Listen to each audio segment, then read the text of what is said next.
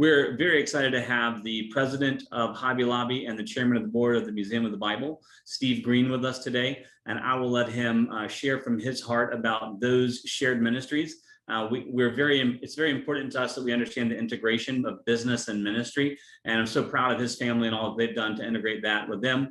And his passion with the Museum of the Bible is really amazing. And so, Steve, if you would just share with us some highlights and some info that you'd like to share. Thanks.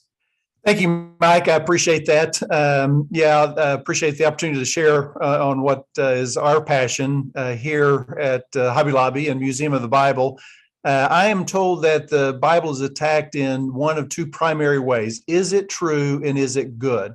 There are those that argue the Bible is not true, and there's those that say it's the scourge of the earth. And the congressman will make his way out this way later. And so at the Museum of the Bible, what we do is we look at the Bible in three different ways: the history, impact, and the story of the Bible. On our history floor, the real question that we're addressing is this book true?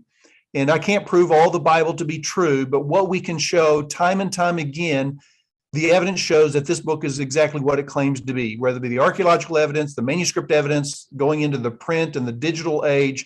And on the history floor, we actually are looking into the future as well, showing the effort to finalize the translation of the book into every language of the world, which is an incredible thought. Something that's never happened in the history of the world is what is being striving to be done even now. So we show that on our history floor as well. The impact is the question is this book good? Again, many will argue it's not, and there are those that have used this book for their own selfish ill intent. I would argue don't blame the Bible for man's misuse of it.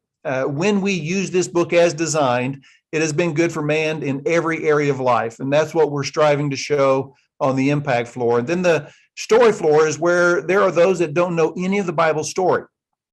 Where do you start with somebody that doesn't know any of the Bible? And we think that having an understanding of the overall story of the Bible is a good place to start, which makes this book uniquely different from anything else.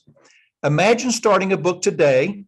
You're gonna write a book and you're gonna let somebody 1,500 years from today finish it, and it passed through 40 different writers. That's what we have in the Bible, and it tells a story. That makes this book totally unique, an incredible book, and we want a person to understand what the story is. In the year 2000, Life magazine came up with a publication, the 100 most impactful events of a millennium. So for 1,000 years, they were coming up with the most important events. Columbus discovering America, germ theory, Hitler coming to power. So not only what was good, but events that impacted our world, and that impacted our world. But number one on their list was Gutenberg prints the Bible. You notice it wasn't that the Gutenberg press, it was Gutenberg prints the Bible was the number one impact for a millennium as Life magazine came up with. This book has changed our world. It has impacted our world. And you follow that impact, and it results in America. And we show on our impact floor how America has been impacted by this book, and how that many of the principles this nation has been built on were found in Scripture. And so while our nation's not perfect and never has been, never will be, to the degree that we have followed the principles found in this book, it has served our nation and our world well. And so we want to show how that this book has been an impact. Museum of the Bible is a 433,000 square foot museum, just a few blocks from the Capitol, 2 blocks from the Air and Space Museum in Washington, D.C. One of the common comments we get is it exceeded my expectations. I kind of discount that because I think most people's expectations probably weren't real high.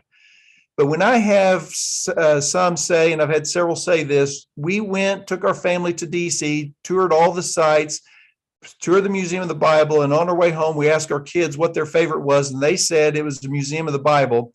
To me, that says something. And so if you've not been to DC, or if you've been there before, we want to give you a reason to come or come back. We have information that will be added into the chat space. If you want to bring a group where you can go, if you want to just bring your family or an individual, just go to the museumofthebible.org website and get information there. we invite you to come, and I'm sure you will be inspired to engage with this book, which is our goal. We want to inspire all people to engage with the Bible.